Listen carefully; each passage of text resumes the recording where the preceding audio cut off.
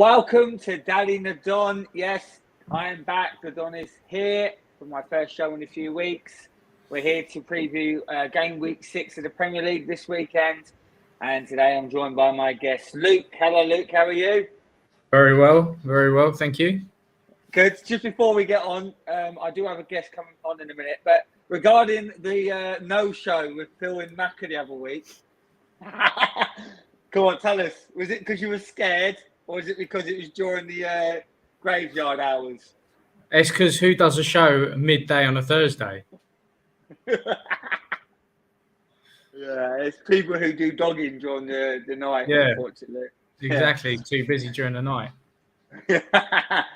Anyway, so obviously we'll go through obviously Tottenham's game, the upcoming game, but we'll go through the main games of the weekend as well. So we will start with Tottenham. So obviously you've got Fulham next. Before we get to this game, just your thoughts on the midweek's game against West Ham. Now, normally a 1-1 away at West Ham would be a good result, but seeing how things have lined up so far, was you disappointed not to get all 3 points?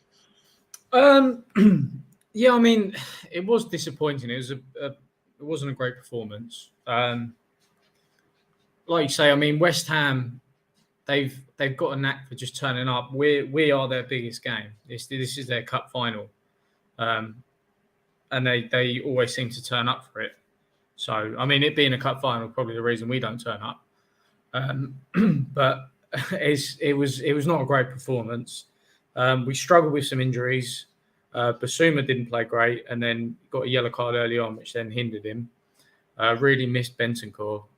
Showed how pivotal he was and how crucial he is to the team. And yeah, just some injuries that were scattered about the squad, and we really seemed to struggle. And only really had one change to make, and strangely took Kulusevski off rather than Son, and Kulusevski was really sort of crucial to the first goal. Obviously, you hit the nail on the head there, Bentancur. What does he actually offer to make him so good, though? Obviously, I know he's good player. What is it about him that has made Tottenham a better side with him in it? I think just his understanding of space, his willingness to take the ball. He's always finding himself in positions that are tight, but he's still able to.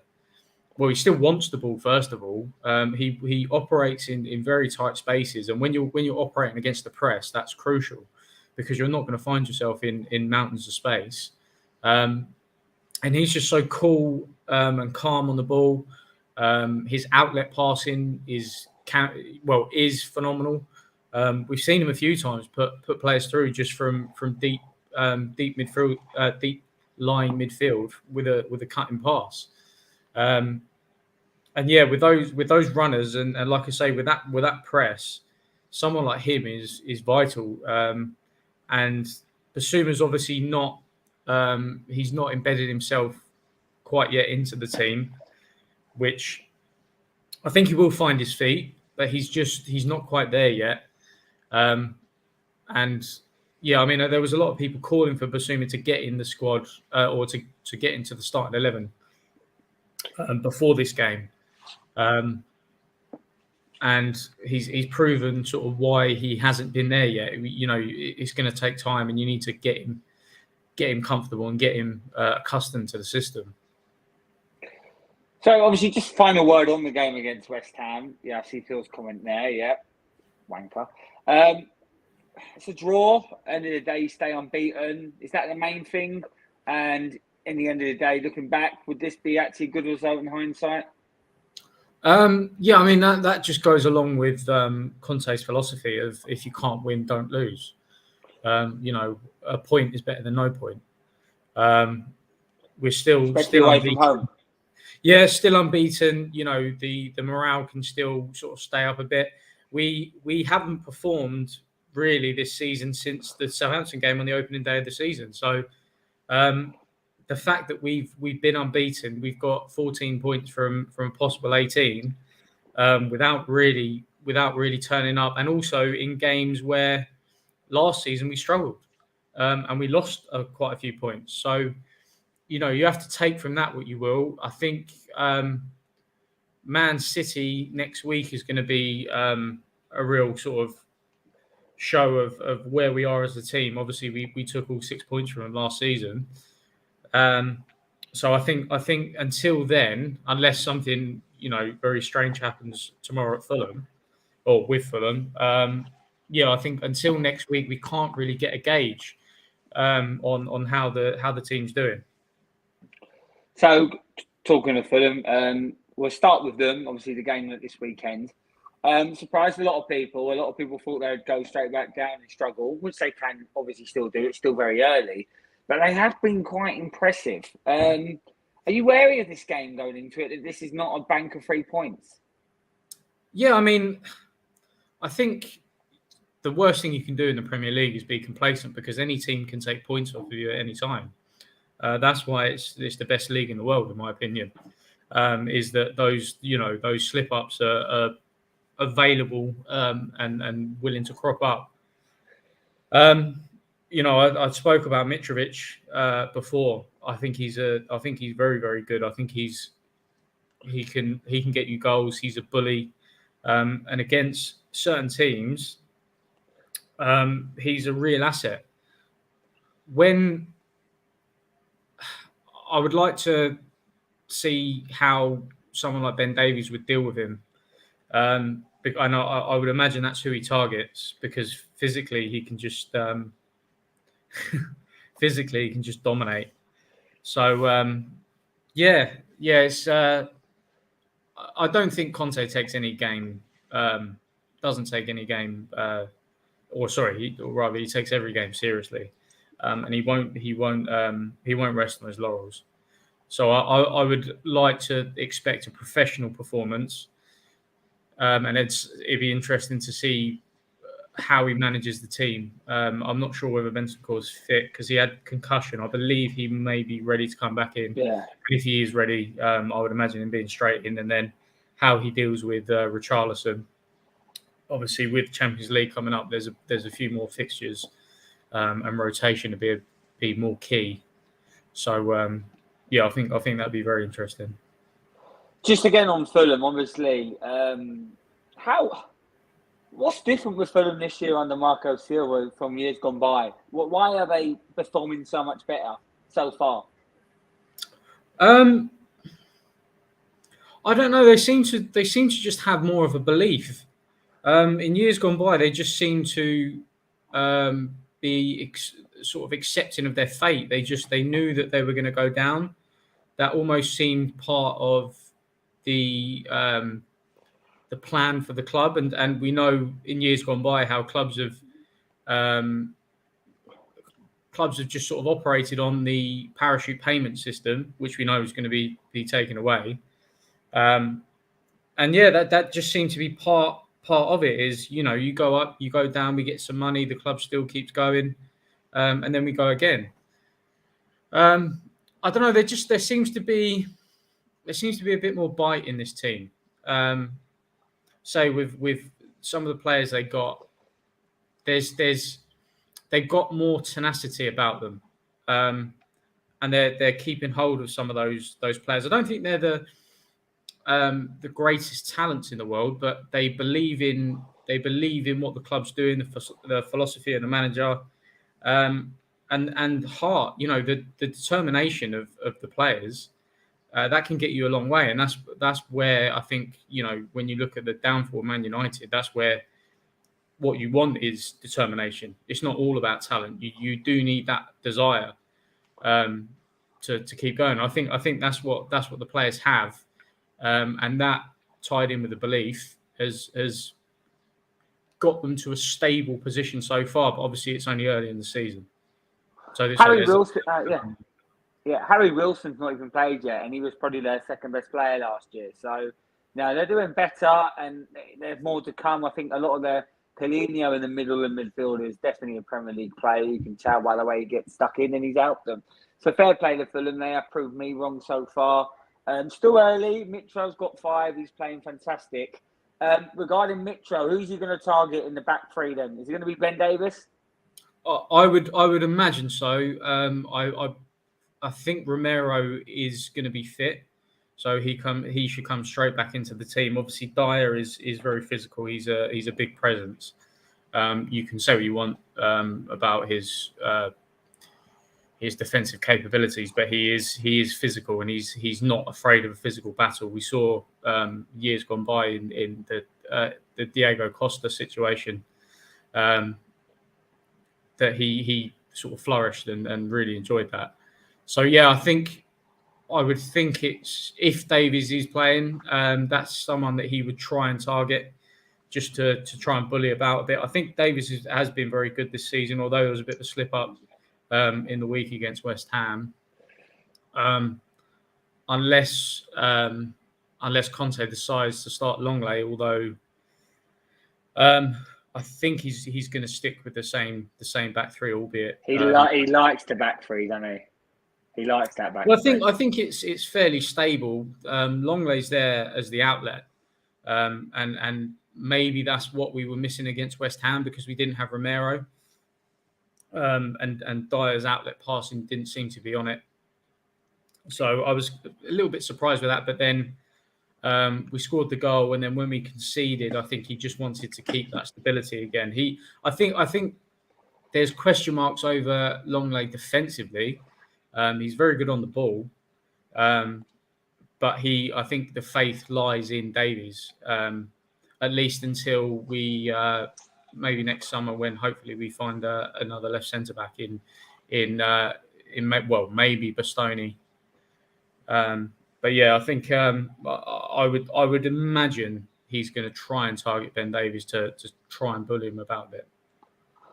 We'll go back to Tottenham. Obviously, we've given Fulham enough compliments. We've got a few kind comments, which I will go through in a minute. Tottenham at home, one great performance this year, which we already alluded to. Yes, you're unbeaten, but how important is it to go and put a performance on here? Go win this one convincingly. Because regardless how Fulham have done this year, Tottenham still have the ability to go win this one 3-4-0. Is that important, or is it just all about the 3 points at this stage of the season? I just think it's about the 3 points. I think when you look at the performances we've actually put in, and you look at the results we've got, you have to be kind of happy with it, that even when you're not in form, and compared to the tail end of last season, we are certainly not playing the same football at the moment. That you can come away with those results. You've got to try and weather that storm and ride that wave. So I don't think it's massive. At the end of the day, whether you win 4-5-0 or 1-0, you get 3 points at the end of it. I know it affects the goal difference, but the points are the same.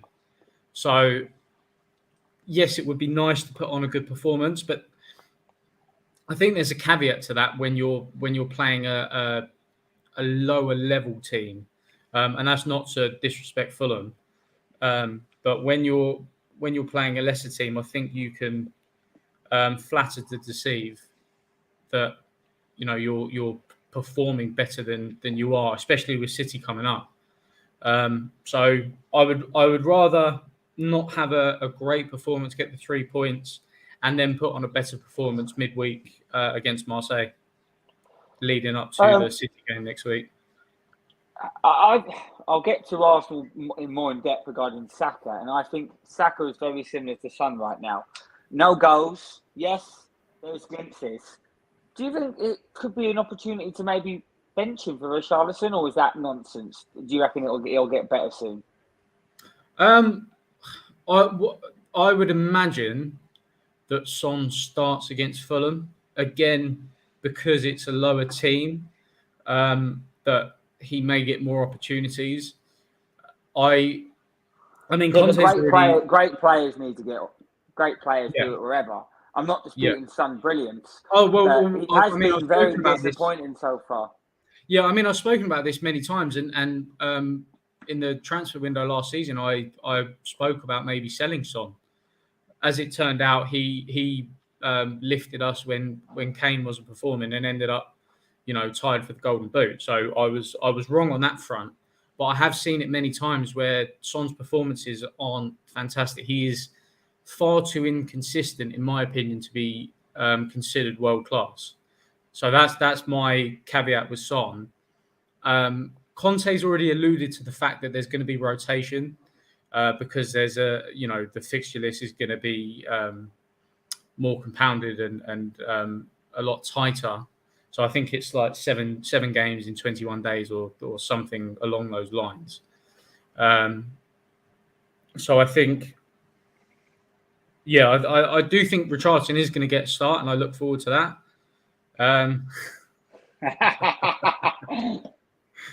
It's still there, just running away, but it's still there. Well, let's see about that comment. This is what Arsenal fans think happening to the league. If it does happen, then we've got to film it, Heath. Big up, mate. Thank you very much for joining us. And big up, Munsey. Thank you. Mark's got a comment. I'll read that in a minute, but carry on, Luke. Sorry. Yeah. So Conte's alluded to the fact that Richarlison, there's going to be rotation. So I'd expect Richarlison to start. I think he's been very, very, very promising. He's been very good when he's come on. He changed the game against Chelsea. He obviously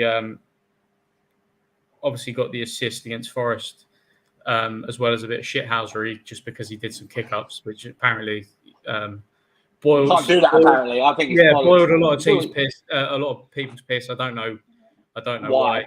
Yeah.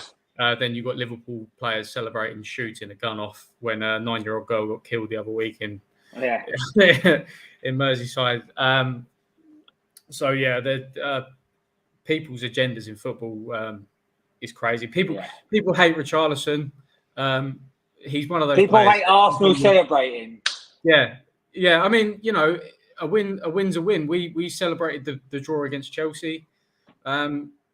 People just like to revel in other teams and they try and put other teams down. I don't understand it. If you get at the end of the day, you get the 3 points. You get the 3 points. You should be happy. If you weren't happy, I think I can understand. Things like when you were celebrating a draw. I can't remember what game it was or who you played. Rather, you celebrated a draw rather than going for the winning goal. And Giroud was very unhappy with that. This was a couple of years back, but I understand things like that and being criticised for that. But say people just seem to have agendas against teams. But anyway, Richarlison to start in the coming weeks. I maybe he starts against Fulham, or maybe he starts against Marseille, and then Son starts against Man City. He's got a very good history against Man City. Yeah. But say it's Conte, and we'll have to see how he manages the players. Before we get to the prediction, just a brief word on Harry Kane. He looks like he's all firing in all cylinders again. Do you expect a couple of goals from him in this game? I would imagine so. It just depends on how Fulham decide to set up. That's the thing with having the threat of the three players up front, whether that be Son, Kane, Kulusevski, or Richarlison in there as well. That the threat comes from all those positions. So the movement's key. Who the defenders try and target, they might try and close one down, but we've got firepower from the other two. So whether they try and shut Kane down because he's on form, maybe Kulusevski then steps up and scores a goal, or maybe Son finds his form and comes up with a goal. It's one of those things where I think the wing-backs have just added so much. And we know that Conte likes to play with the wing-backs. That's where his openings come from and most of his threat. And that in with very, very threatening wingers that like to cut inside as well, just creates so much space that those openings are there. There's an argument about Emerson and his delivery, but I think he's been performing very well, and he's been growing playing better. Yeah, he's playing better. I think he's growing in confidence. I think his delivery leaves a lot to be desired, but he's defensively very sound, and he's learning the position. So I think I think Kane gets a goal, but it may well be that he gets tied down by the defence and one of the other two steps up. Go on, then. What's the prediction for this one? Well, I would like to think we keep a clean sheet. Say there's always a threat there, but I think a clean sheet is what Conte desires. I think he's always unhappy if we concede. So I'd like to see a clean sheet and maybe a 2 or 3-0. I think you win. I think Fulham do score though, but I think you're always in charge. I think you go 2-0 up, they get a goal back, and you get one late. You win 3-1 for me. Fulham will score, I reckon, and I don't think it'll be Mitrovic, even though at the moment he's proven me wrong. Before we move on, Mark did put a comment regarding why Fulham being better. This is his Scott Parker hate brigade. Wrong. The difference is manager. Parker throws Mitrovic out, didn't play him. Marco Silva believes in Mitrovic. Everything involves. Yeah, I get that, but it's not just Mitrovic. But yeah, I get that. 2-1 Spurs. Fair enough, Mark. All right, we move on. Arsenal, Man United. Obviously, I'm an Arsenal fan. So I'm looking forward to this game. We are at Old Trafford. Your thoughts on this one, Luke? Who does this swing to? Is this all pointing to a draw? Or do you think Arsenal are still good enough to go and beat a Man United side who, yes, beat Liverpool, but the last 2 games, they were very lucky, in my opinion. What's your opinion on this game? Well, it's still a bit of an unknown with United at the moment. Yeah. They're still in that transition phase. I think this is the first real test for Arsenal at the moment. Your fixtures so far have been favourable, let's just say, but you've won every game, and that's all you can ask. You can only beat the teams in front of you. So I think you have to manage that criticism. But I also think for Arsenal fans need to be realistic about the teams you played. You have looked very good. I think the signings have been very good. I think missing out on Douglas Luiz was a big miss, just to add to that midfield. But yeah, I think I'm not quite sure about this one. It's Man United at Old Trafford, but like I say, it's still that unknown. It's still that unknown whether Casemiro actually finds himself in the starting lineup or not, whether he's adapted to the team yet, whether Ten Hag can really implement his philosophy of football. I think United looked a little bit better, but I think they left a lot to be desired last night. And say United have looked very good. Jesus is looking, well, he's flourishing. He's really flourishing in he's loving the position. He's loving the position. He's loving that position. He's loving the football. He's got Odegaard behind him, who's flourishing as well. Odegaard he's had a fantastic start to the season. I think those 2 players have really lifted you. I know Odegaard was there last season, but I just think he's with Jesus in front of him, he's really flourished because he knows that even if he does take that shot, he's got someone following it up. It's going to be in the right position. I think it's going to be interesting. I think it may well be a draw, but United at Old Trafford, you never know. You never know. Joining us, Jay. Hello, mate. Obviously, because it's just been me and Luke, we spent the first 20 minutes talking about Tottenham beating Fulham. I hope you're still there, mate. What's your opinion on Man United Arsenal? Do you think this is a draw guarantee, or do you think either one? Oh, no. He's just messaged me saying 2 minutes. So I'll go back to you, Luke. Thank you, Jay. Wanker. Love you. So Arsenal, people say Arsenal beat easy teams, but Palace, and I'm not saying this because I'm trying to defend it, the fixtures have been favourable, and I'm very aware of that. And I think I said at the start of the season with Carl, I said I'd take 13 points in the first 5 because I think Palace was a hard game. Palace was not an easy game, but apart from that, everything's sort of been set up for us, and we have had the generous run. It gets harder now. Now, we are missing, I think Odegaard might be injured. We're missing Partey. I'm not going to say we're missing any shit. So we are missing a few players. Shevchenko, but then we got Tierney, so that's not that big of a loss. So it's going to be interesting now to see what happens with Arsenal with a few players out. If it's going to be a run, I think I'm actually happy to play Man United now. I'd rather play now than when they were losing to Brentford 4-0. And I think, what do you mean by that? Well, look how they played against Liverpool.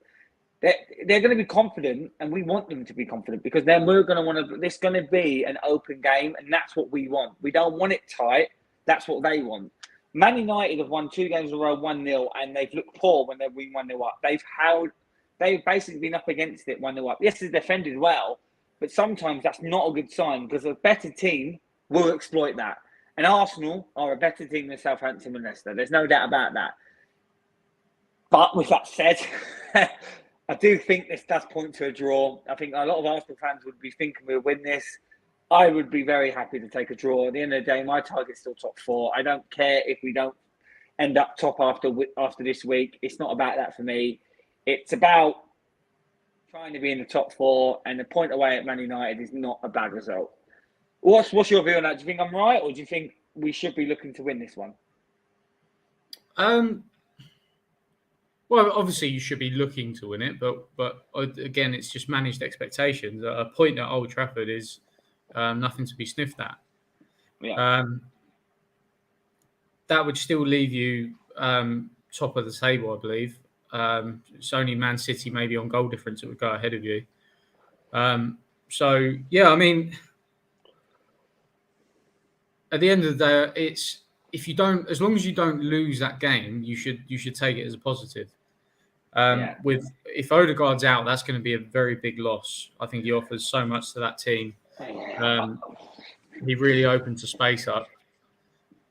And so I'm not too worried because Smith Rowe comes in, and I think that's what I was going to say. Smith Rowe is going to come in, so it's kind of a strange situation with Smith Rowe. That I think he's a very, very talented player that's not getting the game time that maybe he deserves. So it may have been in his best interest to get a loan, but he might find himself taking advantage of this situation. Smith Rowe was always going to be first or second sub, so he's always going to play football.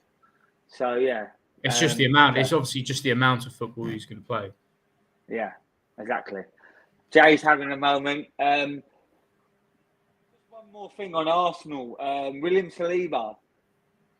Real deal, or are all the fans getting way too ahead of themselves? I think he's a very, very good player. Seems strange why you loaned him for 2 seasons before that. Maybe I can understand one, but the 2 seasons seemed. I mean, obviously this is all in hindsight, so maybe they saw something. But I think him and Gabriel are very, very stable. They've sort of solidified you at the back a little bit more. Obviously, that goal he scored, I can't remember who it was against now, but it was a phenomenal strike he scored. Hello, Jay. Can you hear me? No, vaguely. This phone's a bit shit. Tell us about Arsenal, Man United. Tell us about Man United versus Arsenal. What's your opinion on this game? No. Now, Jay, he's gone. Oh, what a wanker. Anyway, we move on. Before we go to predictions, please put your predictions in the comments if you haven't already done so. We'll just briefly talk about Man United. I know we're not Man United fans. Is it the turnaround, or is it just good results, or are Man United now turning the corner and is top 4 realistic? I'm not sure whether top 4 is realistic, just because of the start they've had. I mean, I think they would have to go on quite the run to make top 4. I know it's only early in the season, but I mean, they may well do. But I'm not sure that they have that same quality to get there. I think maybe they can finish 5th this season, but I think top 4 is a reach. I don't know that it's out of the question, but I do think it's a reach for them. And at the end of the day, 5th would be, it's an improvement, and then they would go on to try and build on that. And that's something that they need to do. I've been saying it for ages that they need to get realistic with their expectations. In that, they're not challenging for the title. They need to rebuild and work on that. So I think Casemiro was a very good buy. I think he's a very good player. Obviously, we know that their midfield wasn't good enough and hasn't been good enough for a long time. and they needed that stability. But yeah, so I think top four's a reach. I do think top four's a reach. But I think Arsenal are in a very good position to fight for that top four. Jay, are you still there? Yeah, I'm here. Give me 2 minutes.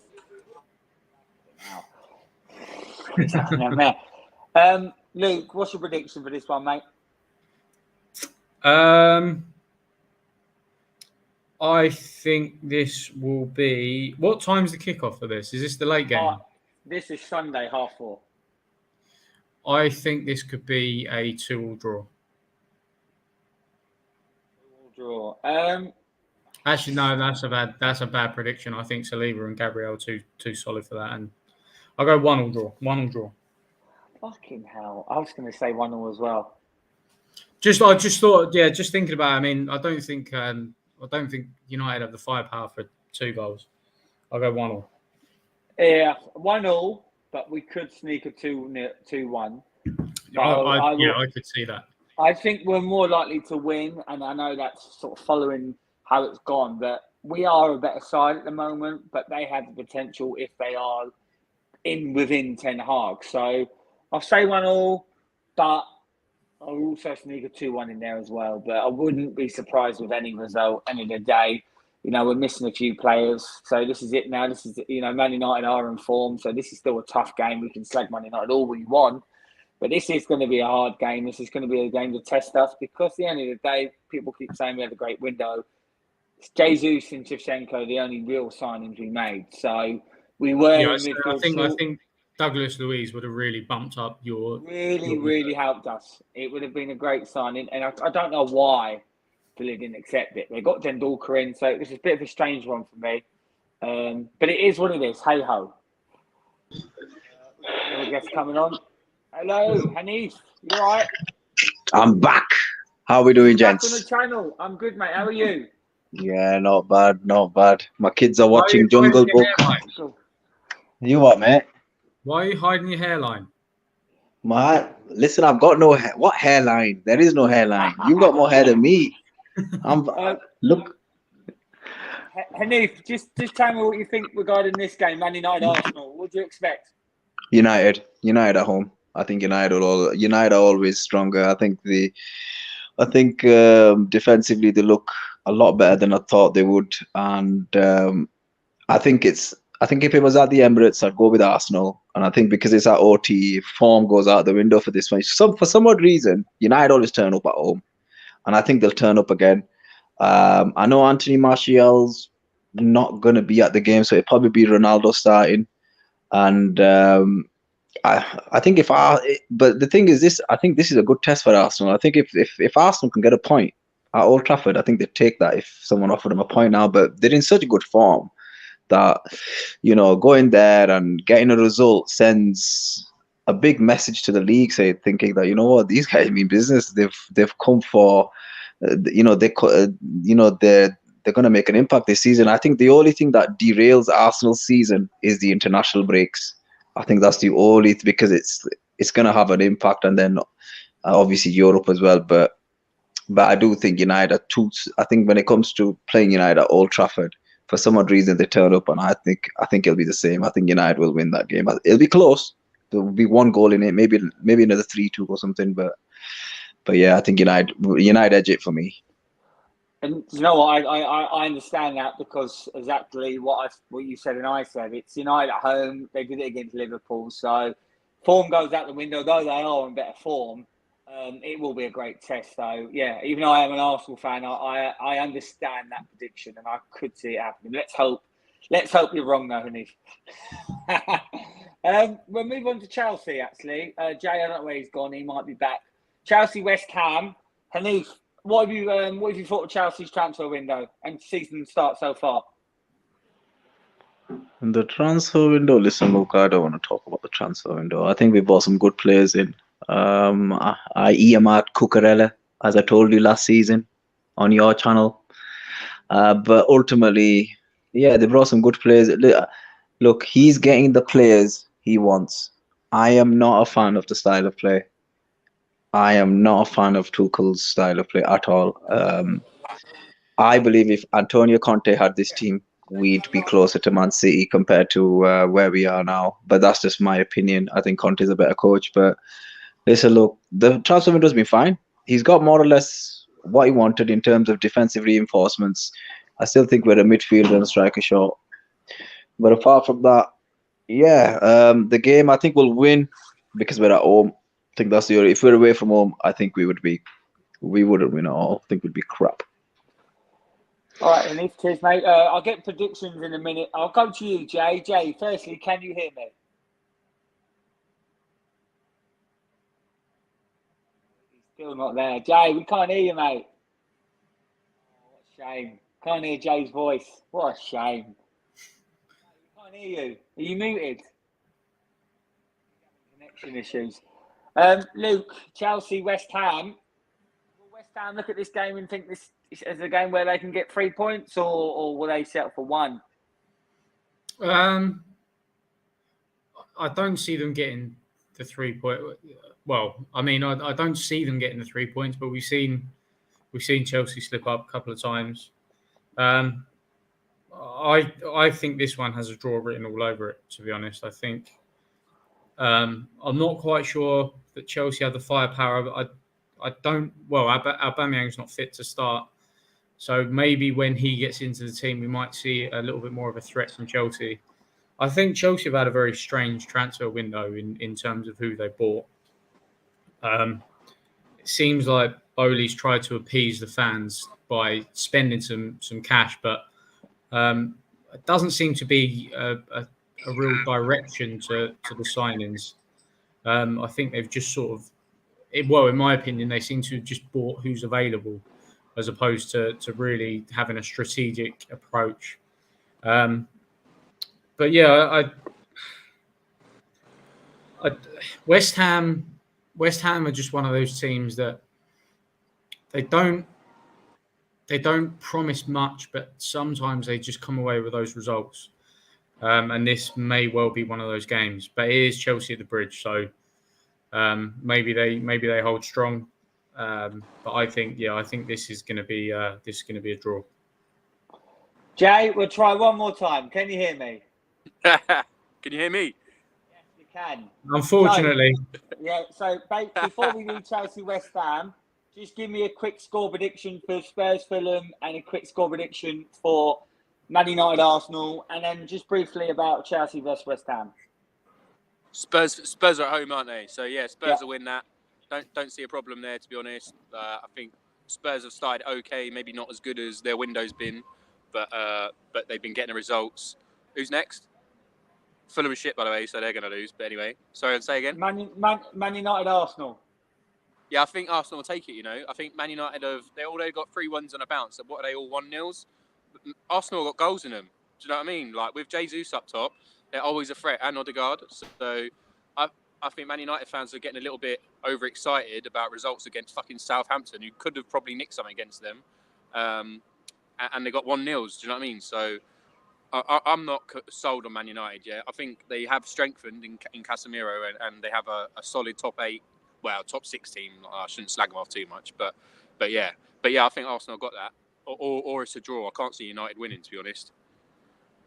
And just on Chelsea versus West Ham, is this a draw, or does Chelsea bounce back? No, yeah, this is a Chelsea bounce back, 100%. They don't really lose 2 on a bounce, especially at the Bridge. And yeah, West Ham have. Okay, they got the win against Villa. No, did they? No, they didn't. Who won? West Ham, Villa. West Ham. Yeah. West Ham just sneaked a win against a shit Villa team. Do you know what I mean? So West Ham ain't scored a lot of goals. Are they going to go and score 1 or 2 at the Bridge? Maybe 1. I can't see them getting 2 or more. And I think Chelsea got goals in them because they got Sterling. So yeah, I think that's all pretty routine. But if I knew it all, I'd be a fucking millionaire through betting, because I don't know it all and I get every single bet wrong. So. Yeah, welcome to the club. Hanif, just before we get a score prediction, what's your expectations for Chelsea this year? Do you think top 4 is still realistic for Chelsea? You know, to be honest with you, I've got to bounce. My camera's my battery's going to go. No worries, mate. Cheers. Right. I said top 6. I don't think the team's got enough firepower in the in their arsenal. I don't believe the style of play supports a team that's going to achieve anything. Forget the top four. They don't create enough. Chelsea Football Club do not create enough chances. We look at and this is as a result of poor management, poor structure. If you look at what Arsenal have done, and fair enough, it's taken a while. They're planning for the future, and when you look at things, it's a slow burner, but you can see the direction that Arsenal are going in. Chelsea need to put a structure in place now. If they don't put a structure in place, what's going on? I think it's top 6 and a cup. That's it. I don't see when people say to me, "Oh no, Chelsea make top 4." I've been watching TT football for the past year and a half. It's not gonna get top 4. There's not enough firepower. He doesn't start Broja. He just doesn't.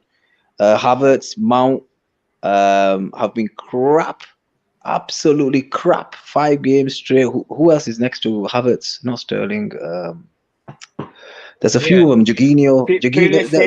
Yeah. So the forward line doesn't change. He doesn't, like, Ten Hag's come in. He's been mixing his team up.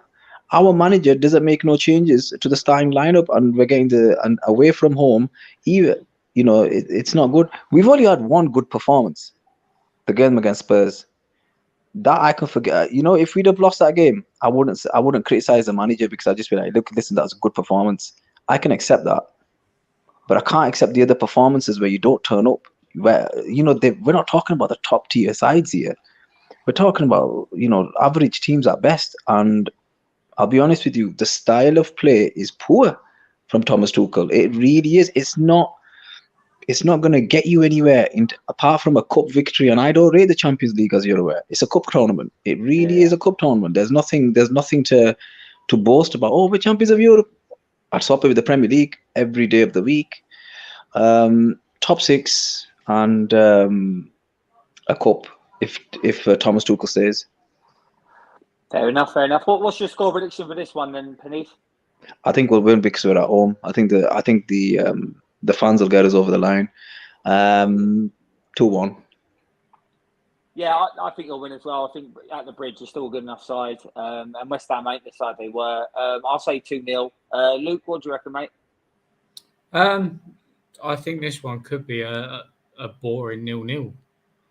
I think being a London derby, if you beat anything from a 0-0 to a 4-4, but I think when you look at the firepower of the teams, I don't know whether they either team can really break the other one down. So I'm gonna say this is the 0-0. Fair enough. We've got 3 more games I want to quickly go through, so I'll just ask you your thoughts and then your score prediction. We'll start off with the Merseyside derby. Hanif, is this going to be an away win, or is everything going to shut the system here? It's a shame that Everton are as bad as what they are at the moment, because no one cares about the Merseyside derby anymore. Like, you normally get this kind of like influx of advertising and both sets of fans going at each other, and there's been no the Premier League have done really poor when it comes to advertising the Merseyside derby. I have to say, I expect Liverpool to win, even with where they are at. I expect Liverpool to win. I think it'll be 3-1, unfortunately. Yeah, I think Liverpool win this one with ease. I think 3-0. I just think Everton, though they are going to get better, but I think they need to have a new manager to get better. The squad is better than it was at the end of last year. Liverpool will continue to get momentum now, and they are a better side than how they've started. I think they are an away game away from smashing someone, and I think it could be Everton. So 3-0 convincingly. Luke, are you going to agree with us, or are you going to go Maverick again? No. I don't think Everton have it in them to nick it. If they did, it would be a 0-0. But I just think Liverpool have too much up top for Everton not to concede. I think they get a couple here. I don't know that they get as many as people think. It being a derby, I think this may well be like a 2-0 Liverpool. Okay. Just briefly, because Jay was supposed to be doing this, but he's gone. Brentford Leeds. We do have a Brentford following on this channel. Brentford lose. Okay, fucking hell. I'll start with you, Luke. One thing, Brentford only won one game. They did miss Man United, but they've come back in every single game from being behind. Surely they now need to get that first goal. Do you think they can get the win here, or do you think they improved Leeds might get a point or a win themselves? What's your score prediction and your thoughts? I think I don't think Brentford have had the best performances this season. I think they are suffering a little bit of second season syndrome. Leeds look a very, or at least a more stable team under Marsh. I think he's proven himself to be a good coach. Obviously, that's only on limited viewing so far, but I think he's done a good job so far. Being at Brentford, you would like to think they get the win. I don't really know which way to call it either way. I think there's potential goals in it. I think both teams are capable of leaking goals. And I think this could be a fairly exciting fixture. Saying that, it'd probably be a really boring game. But yeah, I think this one could be a few goals but maybe end up in a draw. Okay, Hanif. Yeah, you have. You've been on the fence like Shahan. Hanif, you're a Yorkshire boy, so I take it you're going to go for Leeds here, or will you go for a home win? What's your thoughts on this one? I think he's got a draw written all over. I agree with Luke. I've not seen much from either team, to be fair. Brentford, I don't know who they've bought. I've not really checked on Brentford's signings or anything, but they needed pace in the fullback and the wing area, and the United win, I think, has papered over a lot of cracks. I think Brentford are gonna struggle this year. But listen, when you're at home and you got the crowd in your favor, they've got the advantage. But I just think it's got 1-1 written all over it personally. Yeah, do you know what? I think Brentford would like to win, but I do think 1-1 might be written all over this. So again, I would go for a draw as well. 1-1 here. But again, it's one of those games where anything can happen. Before the guarantee of the week, we've got one more game. It's Aston Villa versus Man City. Hanif, I'll start with you. I will go on about Haaland. I know it's early. I know it's still a long way to go in the season. But if he stays fit, how many goals can Haaland get? He'll get 40. Easy. He breaks the Premier League record for goals scored by Mohamed. He breaks Salah's record in probably another 15 games, if that. So, what's Salah's? 32, 33? 32. He breaks it easy. Yeah. Is it a case of him being that good, or is it a case of him being that good and having these players giving the ball? Is it that, or is it? It's both. Yeah. He is. All those people that were writing this guy off. You don't know nothing about football. Honestly, you don't. Exactly. Because you should be able to tell a number 9 from, like, when I saw Harry Kane first year, I thought he was going to go to United. You could tell. You can just tell, and he's a proper number 9. And this guy, he's a beast on top of it. He's not only a finisher; he's a beast on top of it. Yeah. I think he's a massive upgrade on Ibrahimovic, and being in a City side. Remember, these guys were 2-0 down, and now they've got enough firepower that they can score. It's not at City. It's not about defending now. It's about outscoring your opponent. And look what they've got. This guy's dynamite. I think it's going to be 5-1 to see. Yeah, another hat trick for Haaland then. I don't know about hat trick, but I think he'll get a couple, and I think Steven Gerrard should get sacked. I think he's the worst one. I can't believe Villa have not made moves yet. They need to get another manager in. He doesn't know what he's doing. Honestly, this is the big leagues. Gerrard is getting away with murder. He's getting away with murder at Villa. Look at that Villa team. Outside the top 8, that Villa team's probably the best team. Yeah. And he's getting away with murder. And I'm telling you right now, all these Sky Sports pundits are his boys. They're not talking about it. If it was a foreign manager, I'm telling you, they'd be jumping down his throat like they were jumping down Patrick Vieira's throat last season, even before the ball was kicked. He's got a worse record than Neville at Valencia. So I don't know about that, but I'll be honest with you. If Aston Villa, Aston Villa's chairman's ambitious. He spent a lot of money. This guy should never have been given these. When are these Premier League teams going to learn? You don't mess about with managerial appointments. And Villa's appointment of Steven Gerrard was a massive leak. He hadn't proved himself. Michael Beale's gone to QPR as well. He was his assistant manager. So I think he's lost something there as well. And that tells you everything you need to know. But the thing is this, Robert, what I would say to you about Lampard's got a tougher job with Everton compared to what Steven G's got Villa, because he's got the better team. I think Lampard gets more time.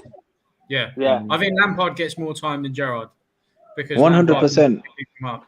I think Gerrard gets the game after City. I think if they lose that game after City, then they'll get sacked. I think he'll stay in the job unless they lose like 4 or 5-0. If they lose 1-0, he'll get another shot. If they lose that next game, he's in trouble.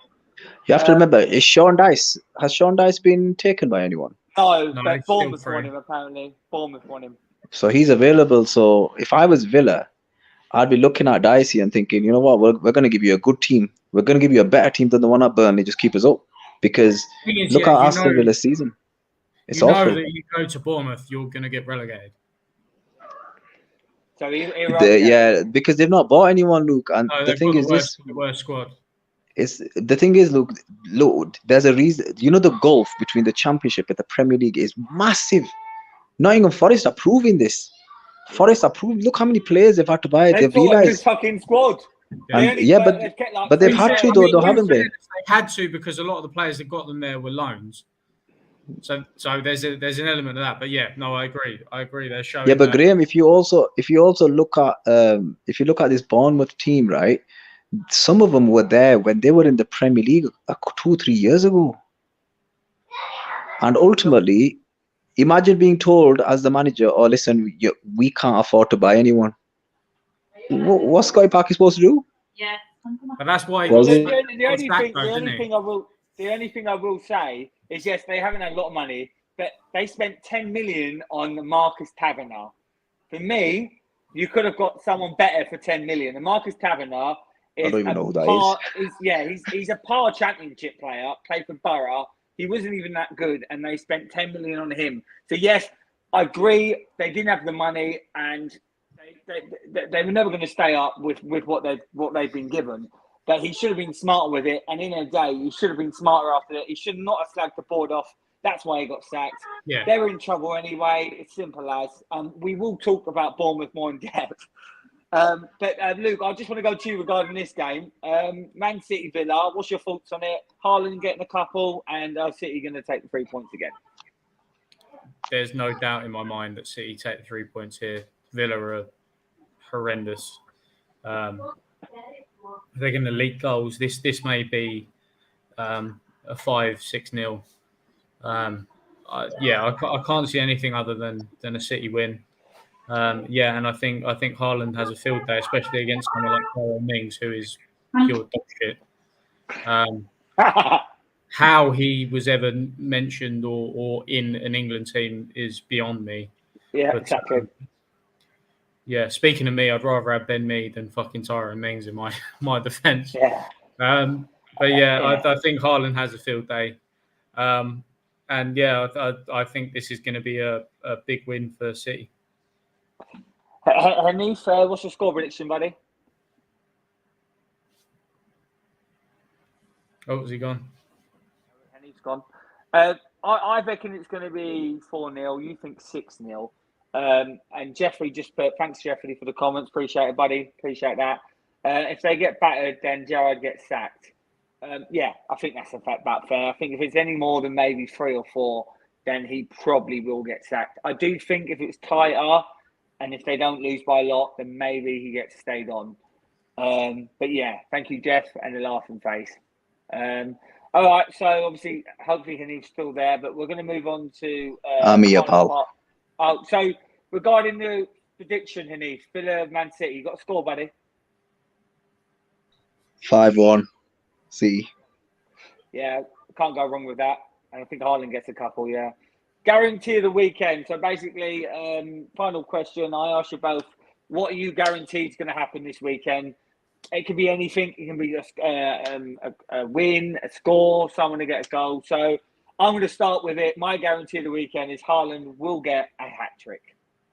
Simple one. I've already stolen your one. Haaland will get a hat-trick. Luke, what is your guarantee of this weekend? I'm going to go for Chelsea-West Ham to be the most boring game of the week. Anthony, have you got one in mind, mate? Who are Tottenham playing? Fulham. At home? At home. Harry Kane to score. Fair play. He probably will score, to be fair. Fulham have been well, but they're not going to keep playing at that level, as we discussed in length at the start of the show. It's good to be back. I enjoyed my holiday, but it's always good to be on this show and talking football with my guest. Luke, thank you for coming on. And anything else you want to add before we go? No, come on, Tottenham. Guaranteed. Hanif, thank you so much for coming back on, first time in a while. Can you just let people know where they can find you and well, basically where we can find you, what other shows you go on? Yeah, 532_pod on Instagram, and then I'm trying to come on more here. I didn't know you were on, to be fair. And then so Daddy of the Dons, Munzi Talks, Tariq Talks, Eagle Eye Football, and whoever else wants me, to be fair. And I also made my debut on KG's channel as well. Fair play. Yeah, I know that one. Thank you very much, guys. Appreciate it as always, and we will see you next week for another show, another preview. For now, I've been the Don, and we'll see you soon.